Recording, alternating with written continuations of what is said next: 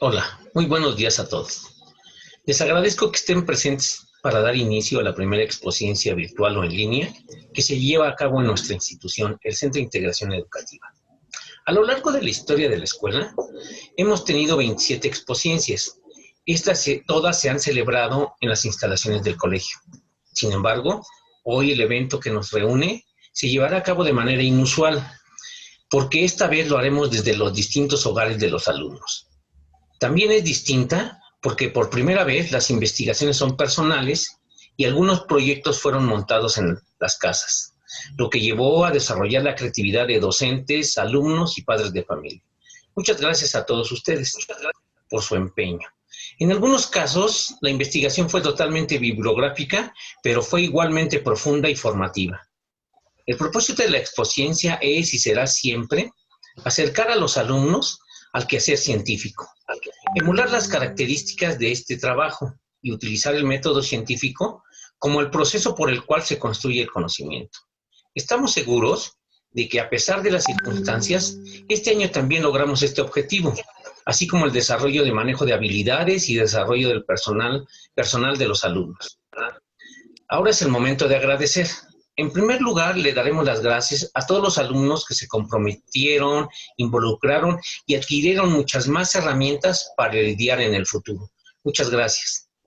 Gracias también al personal docente del área de ciencias, que dedicó mucho tiempo para que este evento no sea una mera exposición de prácticas de laboratorio, sino una aventura intelectual donde la ciencia se expone como una actividad humana, viva y compartida.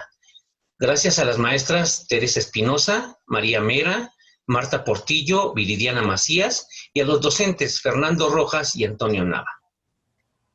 También agradecemos a los padres de familia que participaron en los proyectos tanto en lo económico como en lo moral. No puede faltar el agradecimiento para todo el personal de la institución. Tenemos una mención aparte para Alberto Romaña, conocido como Beto, que es el enlace entre esta presentación y su ensamble. También a los padres vocales que difundieron la invitación. Gracias a todos. Como cada año, la exposiencia es inaugurada con una conferencia que está preparada por los alumnos de sexto de CCH y supervisada por la Coordinación de Ciencias. Esta vez también haremos una conferencia, solo que en estos tiempos tan conmocionados, la conferencia está a cargo de un alumno de secundaria, Andrés Garza, que nos platicará de las epidemias, las vacunas y el maloso coronavirus. El horario de la exposición es de 8 a 12. Esperamos que toda la comunidad pueda entrar a las distintas exposiciones y retroalimentar el trabajo de los alumnos. Para entrar a las plataformas, el vínculo es la dirección de correo que les proporcionamos en la invitación. Sin más por el momento, les propongo compartir la conferencia de Andrés. Andrés, adelante y muchas gracias a todos. Bueno. No, me equivoqué, le iba a marcar a mi mamá, pero... No, ya no me contestó mi mamá.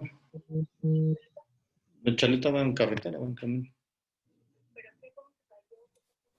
Perdón, buenos días. ¿Podrían apagar sus micrófonos los que tienen encendido? Si no nos van a dejar escuchar. Que se había caído, que no se podía parar y que ella no lo podía parar. David, porfa, apaga tu micrófono.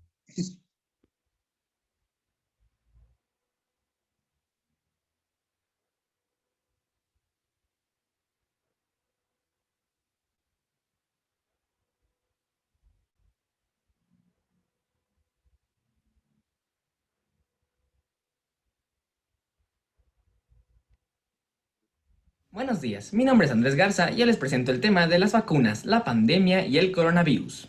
Sé que la mayoría de las personas ya están hartas del tema del virus, la pandemia y todo lo que ha conllevado en los últimos meses, pero aquí les presento lo que hay que saber para estar informados en el tema y poder ver su posible conclusión. Primero que nada, ¿qué es un virus? Estas son partículas infecciosas y solamente pueden replicarse dentro de las células de otros organismos. Lo que hacen es apoderarse de la célula y utilizan sus recursos para hacer más virus, reprogramándola para convertirse en una fábrica de más virus. Dependiendo de qué tan infeccioso es, puede llegar a convertirse en una epidemia, que es solamente en una región, o en una pandemia, que es a nivel mundial. puede llegar a ocurrir que para asegurar la supervivencia del virus, este mute, alterando su composición. Algo similar puede ocurrir con los humanos, a través de la recombinación genética. Estas mutaciones en ciertos individuos pueden llegar a hacerlos inmunes a ciertas enfermedades, porque con estos casos de mutaciones el sistema está preparado para soportar los síntomas. La pandemia actual ha traído consecuencias importantes para el desarrollo del mundo en nuestros tiempos, como sabrán. Algo así no había pasado en más de una generación. Originándose en la ciudad de Wuhan, probablemente por la falta de medidas sanitarias en los mercados de China, se empezaría a esparcir por el mundo. Como tal, la tasa de mortalidad es baja comparada a otras enfermedades en la historia, pero lo realmente peligroso es su índice alto de contagio. Cada persona con el virus contagia a 3 personas, y este número se le conoce como número de reproducción básica R0. Las autoridades de salud alrededor del mundo dieron varias recomendaciones, como evitar tocar las superficies, lavarse las manos y evitar salir lo más posible. Algo que no había pasado jamás en la historia con una pandemia de este tipo es la inmensa cantidad de desinformación que corre por el internet. Siempre está la gente extremista que cree que el final está cerca y que la pandemia es una señal del mundo para que paremos, pero esto no tiene nada que ver con la realidad. El mundo no se acabará en esta pandemia, simplemente por la baja tasa de mortalidad se puede ver. Con el ritmo de globalización que llevamos en estos tiempos, era solo cuestión de tiempo para que el virus se esparciera alrededor del mundo y en muchas regiones del planeta. Aunque no parezca, no somos los primeros en sufrir una situación similar. En el pasado ya ha habido pandemias y enfermedades que se han esparcido por el mundo, pero siempre la humanidad ha logrado salir de estas. Probablemente la más letal de toda la historia es la viruela, causante de 300 millones de muertes en la historia. Durante su periodo de máxima letalidad logró alcanzar la mortalidad del 30%. Por más catastrófico que haya sido esto, el lado positivo es que la viruela es de las pocas enfermedades que la humanidad ha logrado erradicar. Esto se logró a través de un método conocido como la vacunación en anillo. Este consiste en la vacunación del paciente e implicaba a todas las personas que pudieron haber estado expuestas a este virus, y eran rastreadas tan rápidamente como era posible y también eran vacunadas, y así sucesivamente. Haciendo esto se logró aislar la enfermedad y prevenir el contagio totalmente. Con el ejemplo de la viruela, se comprueba que la erradicación de una enfermedad esparcida por toda una comunidad es por lo menos posible, porque ya se ha realizado antes, y con una enfermedad mucho peor que el COVID-19. Y todo esto fue posible gracias a la vacuna que se creó para combatir esta enfermedad. De hecho, la primera vacuna.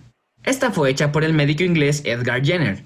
La descubriría tomando una muestra de viruela vacuna, o sea, de la vaca, e introduciéndola en el sistema inmune de un niño. Al principio este enfermó, pero a las 48 horas quedó totalmente inmunizado a la viruela. Por este origen se le siguen llamando vacunas. Pero se podrán preguntar, ¿qué son estas vacunas? ¿Por qué son tan importantes para erradicar las enfermedades? Este es un producto formado por un microorganismo que su principal función es crear la inmunidad contra una enfermedad, estimulando la creación de los anticuerpos. Los anticuerpos que produce una vacuna actuarán protegiendo al sistema inmune de la persona de futuras infecciones, ya que este sistema podrá reconocer al virus infeccioso y lo destruirá. Se puede decir que ellas le enseñan al cuerpo cómo defenderse cuando éste entra en contacto con el virus. Es como si algo que quiere hacer daño entra a tu sistema inmune, lo que es tu defensa contra estas amenazas. Al principio tu sistema no sabe contra qué amenaza se enfrenta y no sabe cómo pararla. Y con la vacuna lo que pasa es que algo similar entra a tu cuerpo sin lastimarte, y el cuerpo va identificando mucho más fácil cómo detenerlo, y así cuando se vuelve a enfrentar al virus sabe exactamente cómo enfrentarlo. Actualmente existen 4 tipos de vacunas. Las vacunas vivas atenuadas utilizan una forma debilitada del virus que causa la enfermedad. Estas crean una inmunidad larga y efectiva debido a su similitud con el virus causante de la enfermedad. Las vacunas inactivadas utilizan la versión muerta del virus. Su inmunización no es tan fuerte comparada a la viva. Las vacunas de fragmentos utilizan solo una parte del agente, como su proteína u otras partes. Tienen una muy buena respuesta inmunológica que combate partes del agente causante. Las vacunas con toxoides utilizan un compuesto tóxico fabricado a partir del agente causante de la enfermedad. Se podrían necesitar varias dosis a través de toda la vida de alguien, porque su efecto inmunizador no es tan potente. El tiempo en el que se crea una vacuna jamás ha sido estable, y juegan varios factores, como las complicaciones en el proceso de fabricación, la complejidad del virus, la urgencia de la vacuna y las regiones donde está, pero siempre se considera que la media es entre alrededor de 12 y 18 meses. Todo el proceso de desarrollo de una vacuna se divide en varias fases, la primera siendo la fase 0 o la fase preclínica. Lo que se hace en esta fase es investigar todo lo que conlleva el virus, sus síntomas, su composición química, su nivel de contagio, su nivel de letalidad, todo lo que conlleva. Es como un marco teórico. Lo que hace es investigar todo lo que hay que saber de esto para saber cómo combatirlo. Al finalizar esta fase, se obtiene una primera composición química de la vacuna, su primera versión de prueba. La vacuna que pasa de la fase 0 es permitida ingresar a la fase 1, donde se prueba en grupos de entre 20 y 100 personas. Esta es de las más importantes porque es la primera donde se prueba realmente con personas humanas, y se llega a ver si existe algún tipo de efecto secundario, su nivel de inmunización, qué tan efectiva es, y todos los efectos que podría conllevar traerla al mundo. Si nada de esto sale mal, se le aprueba su paso a la fase 2. Por lo general, para pasar esta fase se necesitan muchos más voluntarios y personas para probarla que la primera. En general suelen ser entre 200 y 500 personas, para poder ver resultados más específicos y poder realizar ensayos que determinen la eficacia de la vacuna. Los propósitos principales de estas pruebas son estudiar la vacuna candidata en cuanto a la seguridad, la capacidad que tiene, la dosis propuesta, el método de administración y aún más efectos secundarios que con un grupo menor no se podría ver. Si se llega a probar la vacuna, llega a la fase 3. En esta fase, su principal característica es que ahora en vez de probarla con pocas personas, se prueba con miles de ellas en uno o más países. Algo muy importante de esta fase es que se prueba la vacuna experimental contra un placebo. Un placebo es un líquido que no tiene ningún tipo de efecto sobre nuestro cuerpo. Por lo general suele ser agua. Al estar a una sola fase de ser aprobada, esta suele ser la fase más tardada, porque se tiene que evaluar todo tipo de efectos. Se llega a una conclusión de qué tan potente es la vacuna, todos sus efectos secundarios deben de ser eliminados, debe estar prácticamente lista para su distribución. Y es por esto que esta fase puede tardar varios meses. La fase 4 se puede dividir en dos partes.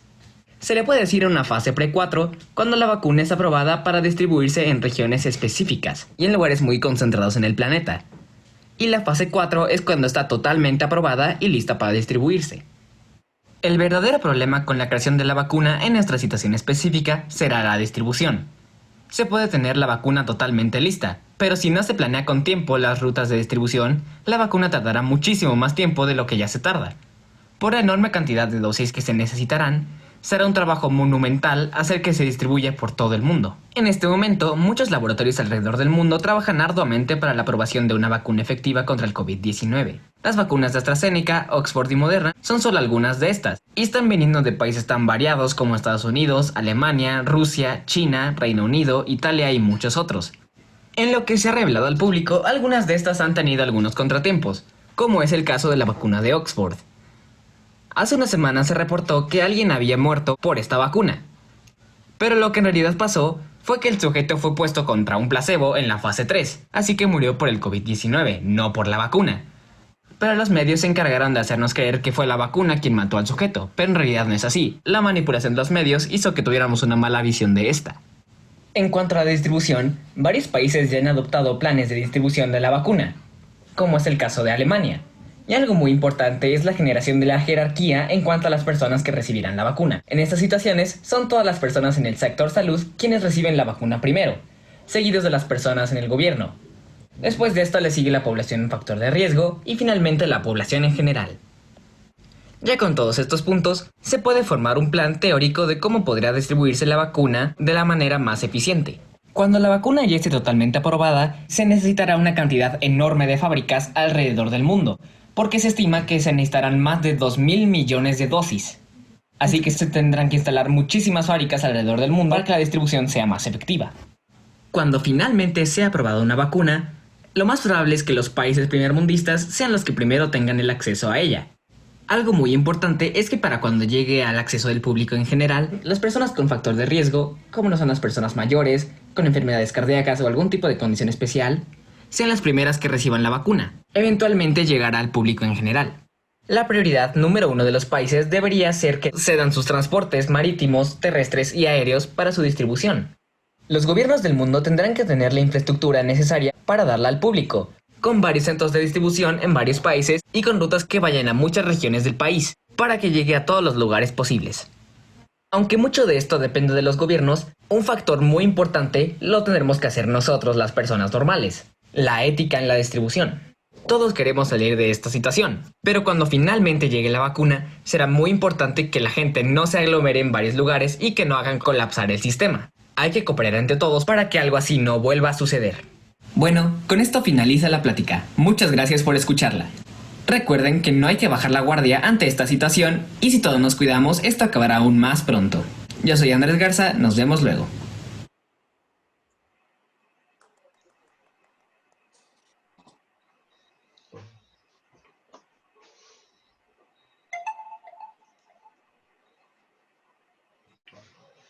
Hola, esto con la conferencia termina la presentación y ahora los invito a que pasemos a las exposiciones.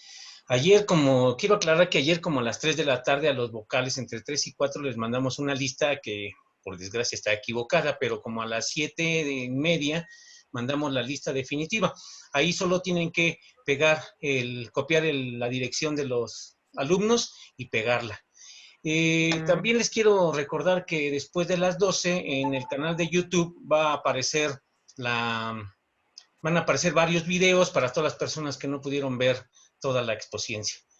Pues si alguien quiere decir algo, si no, con esto damos por concluida esta que es la inauguración y pasamos a revisar los trabajos, ¿no? Y otra vez felicitar a todo el equipo que trabajó con nosotros y a Andrés que lo hizo muy bien. Muy bien. Muchas gracias a todos y los espero la próxima exposición.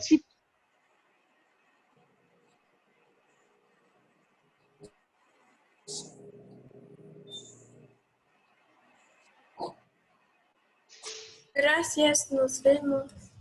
Hasta luego, gracias. Gracias. Gracias. Bye, bye. Bueno, cuídense mucho, bye. Hasta luego, cuídense. Igualmente. Gracias.